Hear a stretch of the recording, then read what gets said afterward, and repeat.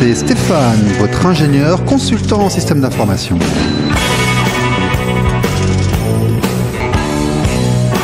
Bonjour, c'est RLP Business. Bonjour et bienvenue sur RLP, Radio Libre en Périgord 102.3, un nouveau direct depuis les studios de Coulommiers-Chamiers dans l'émission RLP Business, 3e saison RLP Business, l'émission sur l'entreprise, le management, le commercial, l'économie en Périgord et ailleurs. Aujourd'hui, un spécial environnement, métier de la coiffure. Nous avons avec nous Sabrina de Inspiration Coiffure. Sabrina, bonjour, ça va ? Ça va. Bonjour, ça va. Bonjour. Donc la coiffure, c'est bien vous. Vous avez un salon qui est, rappelez-nous l'adresse. 121 rue Pierre-Sémard, à Périgueux. À Périgueux, on en parle pour l'invité de la semaine, mais juste avant, ce sont les actualités. Ne bougez pas, c'est juste après ça.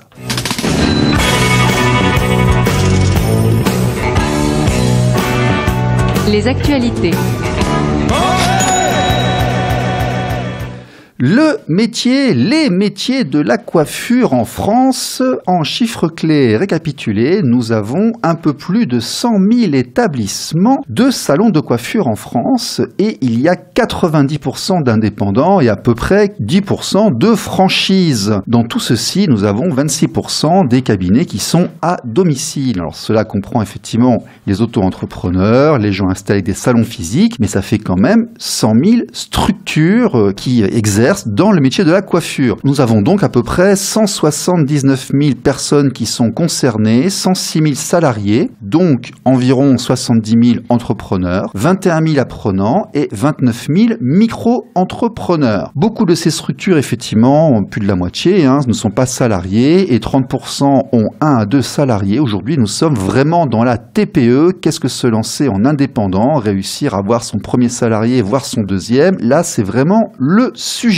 Mais ce n'est pas anodin parce que nous sommes à 7,1 milliards de chiffre d'affaires par an. Un salon indépendant, grosso modo, c'est 250 000, 300 000 par an, grosso modo à peu près. Enfin, on va en reparler après. Un peu moins quand on est à domicile. Le ticket moyen, quand on va chez sa coiffeuse ou son coiffeur, il est à 40,40 €, mais il y a de grandes disparités selon que vous avez une coupe facile au rasoir ou alors beaucoup de travail, style mèche, couleur et autres. Et c'est un secteur qui ne connaît pas la crise avec environ 2% de croissance prévue en 2025. Sabrina, vous avez commencé la coiffure en 2001, vous avez ouvert votre salon en 2012. Est-ce que vous vous reconnaissez dans ces chiffres ? Oui, et je trouve ça bien de voir qu'on est quand même pas mal d'indépendants. On avait dit effectivement avant en off, on était surpris du nombre d'indépendants. Vous pensiez qu'il y avait plus de franchises. Tout à fait. Je pensais que les franchises étaient quand même plus importantes. Mais en effet, puis avec le nouveau statut d'auto-entrepreneur, finalement, on s'installe plus facilement aujourd'hui. Oui. Donc voilà, ce qui fait que... Un statut d'auto-entrepreneur qui vient d'ailleurs d'être modifié au niveau des chiffres et des barèmes. Donc pour avoir un salon, je suppose qu'on n'est plus auto-entrepreneur aujourd'hui. Non, alors là, moi dans mon cas, quand on a un local notamment, on a des charges et on est plus sur un statut d'entreprise individuelle, donc non propre.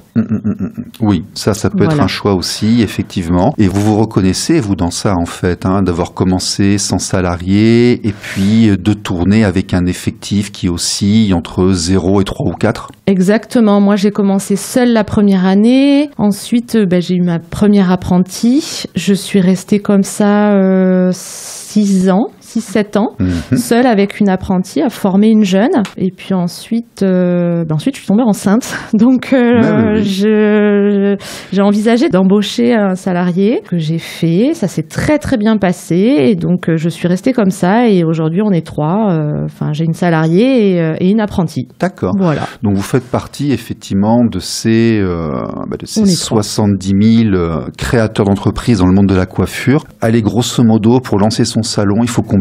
Financièrement parlant, je dirais, alors moi à l'époque, j'avais fait un prêt de 16 000 €. D'accord.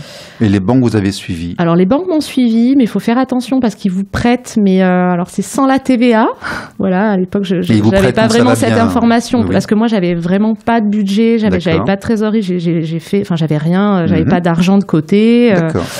Donc j'ai fait un petit crédit, j'ai acheté avec mon premier mobilier, tout ce qu'il me fallait. Oui, mais ils le savent, les banquiers. Donc il y a quelqu'un qui a 10, 12 ans d'expérience, qui ouvre son entreprise, ça veut dire qu'on va chercher 20 000 euros et puis on peut se lancer. C'est ça, on peut se lancer. D'accord. Ouais, j'avais fait mon prévisionnel et voilà. Et on va dire un cabinet à Périgueux, en milieu rural, on est sur grosso modo par année, les chiffres que j'ai dit là, ils sont réalistes ou Oui, alors non, c'est ça. Oui, c'est réaliste. C'est ça, entre 80 et c'est ça. Bon, on en parle tout de suite. C'est Sabrina Inspiration Coiffure, c'est l'invité de la semaine. Ne bougez pas, c'est juste après ça.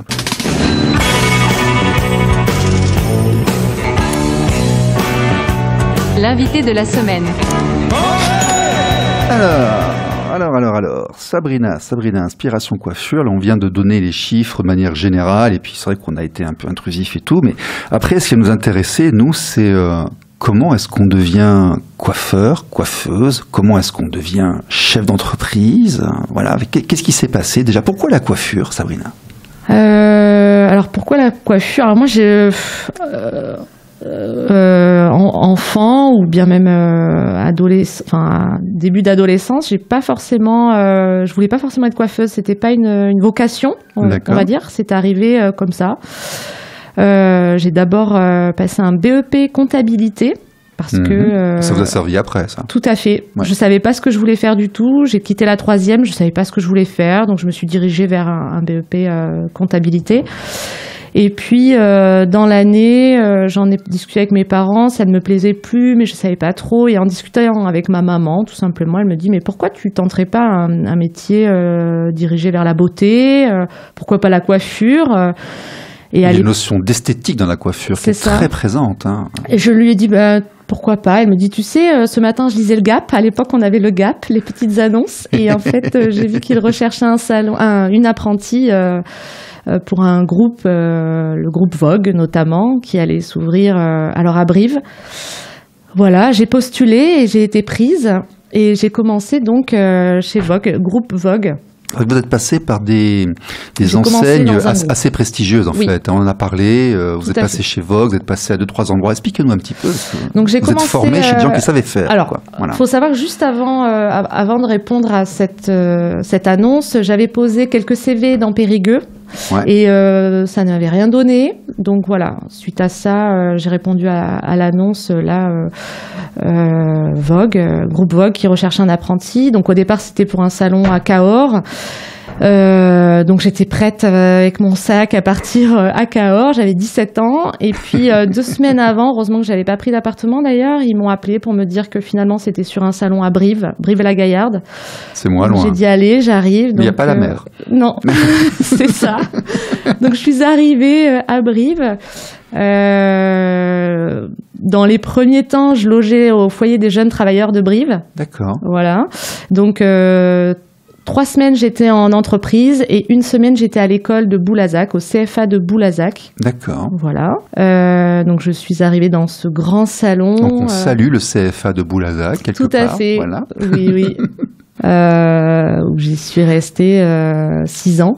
Voilà. Oui, donc Vogue, et là, ils vous ont appris le métier. Vogue, quoi. Vraiment, clairement, moi, à l'époque, le CAP, c'était en 3 ans. D'accord. Voilà, c'était 3 années. En alternance aussi. En alternance. Voilà, donc j'ai passé mon CAP donc chez Vogue. Et puis à l'époque, après mon CAP, je voulais revenir à Périgueux. Parce que mes amis, ma famille étaient à Périgueux. Donc, vu que mes patrons, à l'époque, avaient 12 salons. Ils avaient des Vogue, donc salons de luxe, et ils avaient des cheap, salons discount. Et notamment à Périgueux. C'est eux qui ont ouvert les premiers cheap coiffures à l'époque à Périgueux. D'accord. Où les clientes attendaient à l'extérieur. Enfin, il y avait la queue. C'était incroyable. Vogue haut de gamme. C'est ça. Très esthétique, très style, un très gros savoir-faire. Et puis, pas du tout les mêmes. Voilà. Diversification, changement de clientèle, plus populaire, moins cher, plus accessible. Tout à fait. Mais offrir peut-être le high level plus facilement, c'est ça? C'est ça. Et j'ai beaucoup appris dans les deux d'ailleurs, hein, chez Vogue et chez Cheap. Mais donc mes patrons m'ont muté sur Périgueux. En management ou toujours en... Non, j'étais toujours apprentie. Alors là, j'avais quitté donc j'ai passé mon CAP, je l'ai eu. Ensuite, j'ai voulu passer une mention complémentaire, c'est en 1 an. Donc mon année de mention, je l'ai passée dans un Cheap à Périgueux. D'accord. Voilà, je suis revenue sur Périgueux dans un chip, car à Périgueux, il n'y avait pas de Vogue. Donc, j'ai travaillé dans un chip. Voilà. Et puis, une fois ma mention passée, ils voulaient me garder donc pour le BP, où là, j'ai préféré aller voir la coiffure plus traditionnelle et je voulais trouver un salon un peu plus à la campagne, où on voyait la mise en pli, le chignon de mariée, toutes ces choses-là qu'on ne faisait pas du tout chez Chip. D'accord. Et qui manquaient un peu à ma formation. Donc j'ai arrêté chez Chip, j'ai arrêté avec mon employeur et j'ai travaillé donc chez Métamorphose à Neuvic. D'accord. C'est un salon qui est en face de la mairie de Neuvic. Donc... Effectivement, Neuvic, quand on regarde, oui, là, il y a vu le marché, il faut tout faire parce qu'il y a un petit peu de tout. Exactement. On ne segmente pas, on fait tout. Exactement. D'accord. Et moi, j'ai beaucoup aimé aussi ce côté familial. Oui, tout le monde se connaît. Cette proximité. Et puis alors, c'était marrant parce que le samedi matin, on coiffait nos mariés et l'après-midi, on les voyait en tenue avec les demoiselles d'honneur. La mairie était en face, donc c'était sympa. Mais et là, donc, j'ai passé mon BP coiffure. D'accord, bac pro. Mon bac pro. Ok. Et une fois que j'ai eu mon bac pro, je suis revenue vers Périgueux parce que je vivais à Périgueux et que Neuvic, ça me faisait un peu de route. Et donc, j'ai travaillé pour le groupe Deloitte. Donc, voilà. Alors, Deloitte, on pense... Alors, même moi, la première, je me suis dit, je vais voir un Anglais arriver. Pas du tout. Monsieur Deloitte est toulousain. D'accord. Voilà. Il a une centaine de salons sur tout le sud-ouest de la France. Voilà. Mais son histoire à lui commence vraiment à Toulouse. Et puis, il a émergé un peu partout en France. Il y a plusieurs salons. Et où j'ai travaillé 4 ans chez Deloitte à Marsac. Donc j'ai fait partie de la première équipe, l'ouverture du salon à Marsac. Okay. Ah donc, vous avez vécu l'ouverture, la création d'un salon. Tout à fait. Et quand c'est comme ça, on enregistre et on regarde. Tout à fait. Et ça a été marquant parce que j'ai rencontré Monsieur Deloitte en personne. Donc ça a été très intéressant de le rencontrer et de commencer avec cette nouvelle équipe. Et puis, au bout de 4 ans... je me suis dit pourquoi pas s'installer. Je me sentais, j'avais fait mes armes un peu, dans tous ces styles de salon. Vous avez mis un peu au management ou vous étiez encore employé Non, j'étais employée. D'accord. Vous n'étiez pas encore dans la gestion de ressources. Dans la gestion de ressources humaines. Donc là, vous avez mis ensemble le BEP de comptabilité, l'observation du terrain depuis 11 ans. Tout à fait. Éventuellement, les relations que vous étiez faites, parce que vous aviez rencontré les commerciaux, les fournisseurs, ce genre de choses. Et puis, il faut savoir que j'ai fait énormément de stages, de formations en interne dans les entreprises où je suis passée. Oui. Donc, il y avait la formation du CFA, qui était une chose, mais à côté, on allait énormément en formation. J'ai enrichi mon savoir manuel grâce à ces formations. Le CFA, CAP, Bac Pro, il vous prépare à être entrepreneur, il vous apprennent le métier, mais est-ce qu'il vous prépare à ouvrir une structure, à gérer des gens, à l'administration, à entreprendre? Alors, gérer des gens, je dirais pas beaucoup, mais oui, alors il vous prépare en BP. Le BP, on étudie le bilan, on apprend à lire un bilan. On a de la gestion. Donc en bac pro coiffure, on fait aussi de la gestion, de la compta. Tout à fait. D'accord. Il y a qu'en bac pro qu'on aborde la gestion, Donc ça, c'était très intéressant. Et puis après, j'ai envie de vous dire, moi, par la suite, j'ai ouvert, mais j'ai appris un peu sur le... Oui, bien sûr. Mais t'es comme tout le monde, comme nous tous. Voilà, j'ai découvert... Vos parents étaient entrepreneurs ? Pas du tout. J'ai des parents ouvriers, d'un milieu ouvrier. Alors, mon papa, s'est installé en fin de carrière. Il s'est installé les 10 dernières années, là, avant d'être à la retraite. Il était plâtrier traditionnel, plâtrier. Et du coup, il s'est installé pendant 10 ans, mais il était seul. Voilà. Donc, on retrouve, sociologiquement, c'est une conclusion que je fais assez couramment, là. Famille, un petit peu d'expérience sur la fin, mais milieu socioculturel qui n'était pas entrepreneur.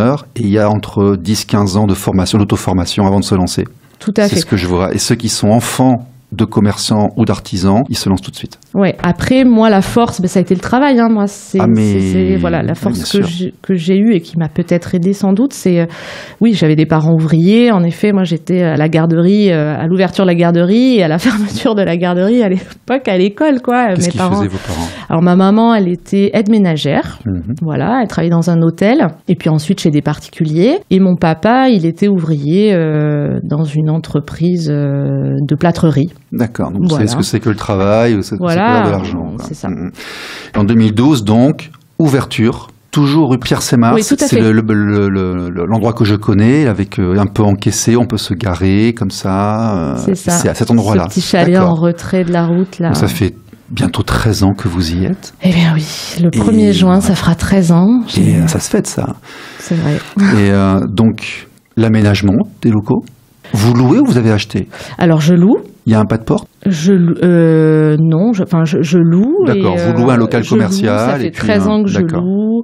Okay. Et voilà, pour l'instant, les gens ne savent pas. On va louer un local commercial comme ça. Le loyer, il peut changer? Il peut changer.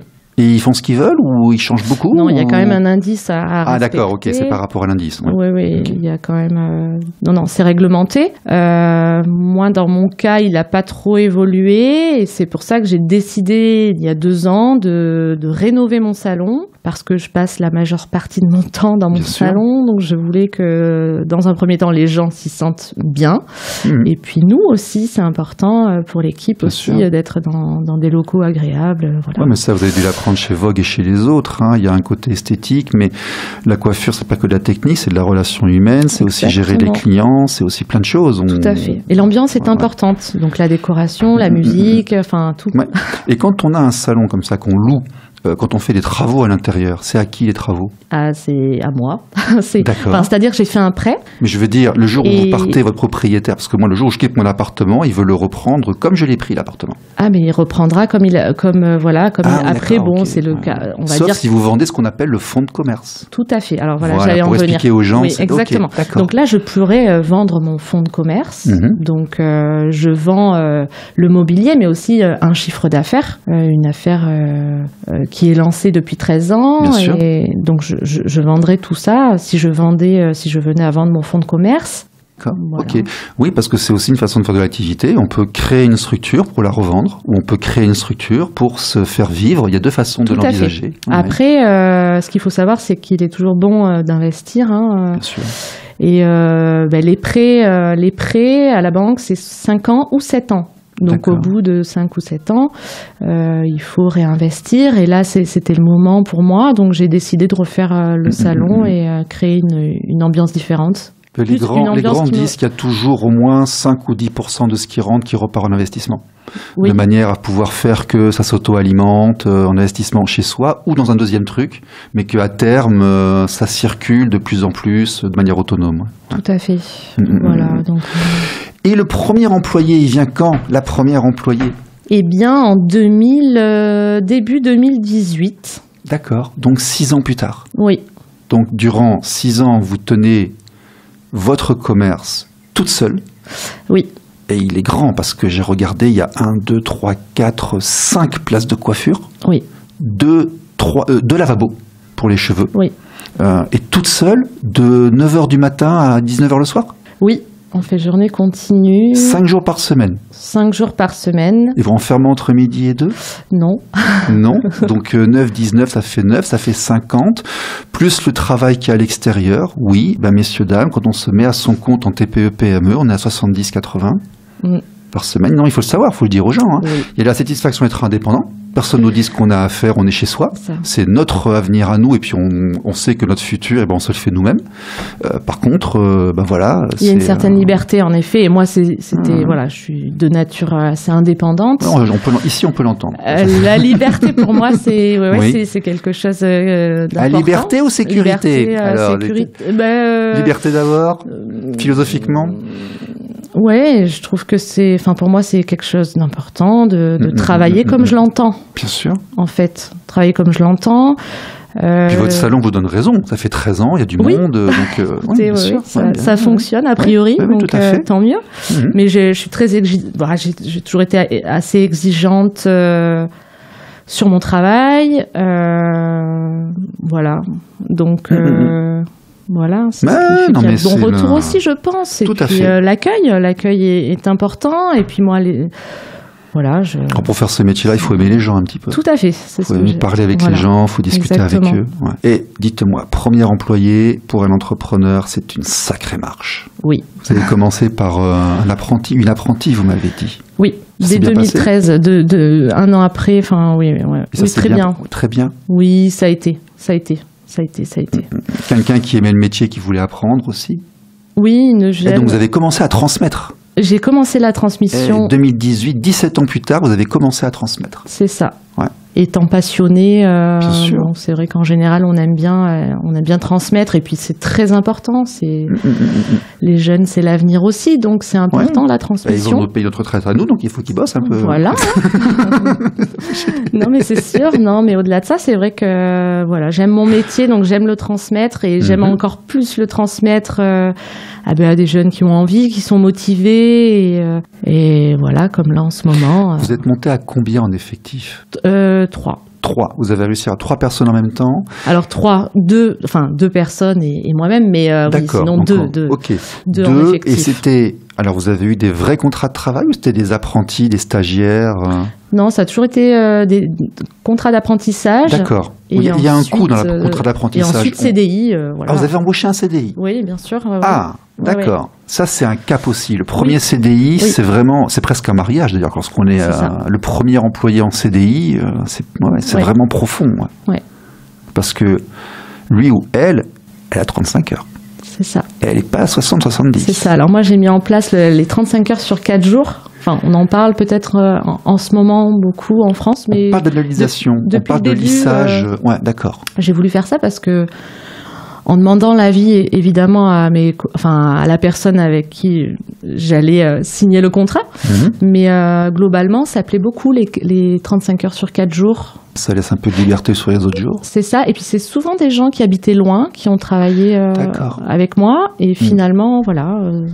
Et quand on vient dans une petite boîte, on sait que il y a certaines choses qu'on n'a pas au niveau avantage. Par contre, on sait qu'on voit tout et qu'on apprend vraiment toutes les facettes du métier. Et aller travailler, moi je dis toujours aux jeunes, faites-vous une expérience d'une grosse boîte et faites-vous une expérience d'une petite boîte. C'est vraiment important de voir les deux pour se former, pour comprendre comment le monde du travail fonctionne. C'est très très important. Et c'est pour ça que moi ça a été très enrichissant pour moi de voir toutes ces formes-là, comme je vous disais tout à l'heure, par rapport à mon chemin d'apprentissage, de passer... dans divers salons en fait, dans diverses façons de voir diverses façons de travailler, et puis de voir du luxe, du discount, du salon de village où c'est plus traditionnel, on va dire, et ça a été très très enrichissant pour moi. Et aujourd'hui, donc je propose les 4 jours. Moi j'étais à 4 jours quand je travaillais en franchise, je travaillais sur 4 jours déjà. Ok. Voilà, et puis après, il y avait aussi les fameuses primes, qu'on mettait en place. Et vous faites partie, effectivement, et qui motivaient, en fait. Ouais. C'était un peu de ces entrepreneurs d'Occident, parce que nous sommes en France dans les années 20, du 21e siècle. Vous êtes maman solo. Et oui. Ce qui veut dire que, parmi tout ce qu'on vient de dire, il y a une petite fille qu'il faut gérer en même temps. Exactement. Et ça doit être un nouveau challenge. Et on dit aussi que les entrepreneurs qui sont, vous avez dit, vous êtes sur un nom propre, donc c'est plus un secret, entreprise individuelle, mais on dit toujours qu'on a moins de sécurité sociale que les autres, qu'on n'a pas de rose acédique et autres. Et vous avez quand même eu quelque chose pour la maternité et pour votre premier enfant. Tout à fait. Oui, j'ai fait partie de ces premières femmes indépendantes à avoir un régime comme une salariée finalement, où j'ai eu 3 mois de congé maternité. D'accord. Donc 1 mois avant l'accouchement et 2 mois après. Donc vous avez pu vous en occuper un petit peu. Exactement. Avant de le donner à la gardienne. Et au moins c'était un peu le vôtre, quoi. Ça m'a donné les moyens d'embaucher une 3e personne pour me remplacer pour le sur les 3 mois. D'accord. Et là par contre vous avez fait que du management. Vous avez regardé de loin comment les autres travaillaient. Tout à fait. Ouais. C'est une école aussi, ça, le management. J'ai été très fière et très heureuse parce que ça s'est très bien passé. Mais vous êtes doué pour trouver les bonnes personnes, visiblement. Et c'est surtout que j'ai aussi compris qu'il fallait savoir déléguer et lâcher prise. Et voilà, ça, savoir dur déléguer, à apprendre, ça. voilà, savoir dire, bon, allez, je vous fais confiance. Et on y va, quoi, c'est parti. Vous avez fait confiance et ça s'est bien passé. Ça s'est très bien passé, ouais. Donc vous avez trouvé les bonnes personnes. Oui. Mais faire un business, faire une entreprise, c'est aussi savoir s'entourer, trouver les bonnes personnes. Exactement. Les bons comptables, les bons conseillers, les bons fournisseurs. Oui. Donc le recrutement est essentiel, très important. Très, très important. Et voilà, c'est le point de départ. Qu'est-ce qui a changé entre 2001 et 2020 ? Il y a fait 24 ans quand même du secteur de la coiffure. Il y a des évolutions. Les gens se comportent de la même manière, les prestations sont les mêmes, la façon de travailler est la même. Non, il y a quand même de l'évolution, il y a du changement. Notamment, alors tout à l'heure on parlait de la coiffure discount. Quand je suis arrivée, moi dans la coiffure, justement le discount arrivait et ça a été, ça a beaucoup fonctionné. Enfin, les salons étaient bondés. Ça a toujours été 20 balles, hein. Ça a été 20 francs, ça a été 20 euros, 25, ça a toujours été prêt. Ouais, non mais c'était bondé et là on en revient, tout le discount dans la coiffure est en baisse. Et voilà. Mais il y a encore des gens qui se font des couleurs, des vrais travaux sur les cheveux. Il y a quand même des. Oui, alors pour certaines personnes, c'est important quand même. Hein. Ah oui, tout à fait. Alors oui, on fait beaucoup de coloration. Alors beaucoup de travail de mèche aussi. C'est plus l'eau oxygénée, là, c'est autre chose maintenant. Là, on utilise on utilise de l'oxydant pour faire des mèches, de l'oxydant crème, mais oui, toujours. Après, les produits ont évolué. On a quand même des produits de meilleure qualité. D'accord. Voilà, en tout cas, moi...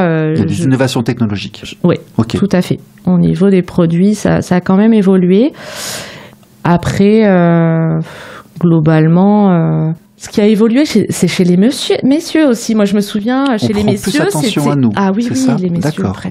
Oui, ils font très attention à leurs cheveux, aux soins du cheveu. C'est important. Et de la peau. Mais je veux dire, moi, j'ai commencé où la coupe garçon, c'était vous me faites court sur les côtés, un peu plus long dessus, un peu de gel épique, là, et puis c'est bon. Pas du tout. Pas du tout.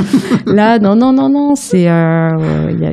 Il y a beaucoup plus de styles de coupe déjà chez les hommes et ça prend beaucoup plus de temps pour le coiffeur aussi parce qu'il y a beaucoup de demandes de dégradé, de texturisation du cheveu aussi. La durée d'intervention a augmenté. Oui, un petit peu. Ok.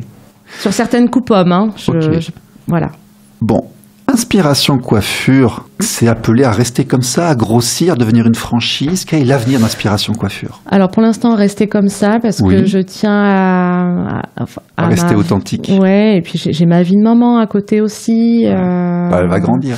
Voilà, mais pour l'instant, elle a 6 ans, donc c'est un âge où elle a besoin de sa maman, c'est vrai qu'il y a 10 ans encore. Voilà, donc pour l'instant, on reste comme ça et on est bien. C'est très bien. Ok, c'était Sabrina Inspiration Coiffure. Vous nous rappelez l'adresse ? 121 rue Pierre Sémar, à Périgueux. Voilà. Et il y a un petit site web, Inspiration Coiffure, Sabrina Périgueux. Il y a une page Facebook aussi, je crois. Facebook, Instagram et Planity. Et bien c'est ça, les TPE, PME qui font vivre le Périgord et Périgueux. C'était ça aussi. À la semaine prochaine à tous, au revoir.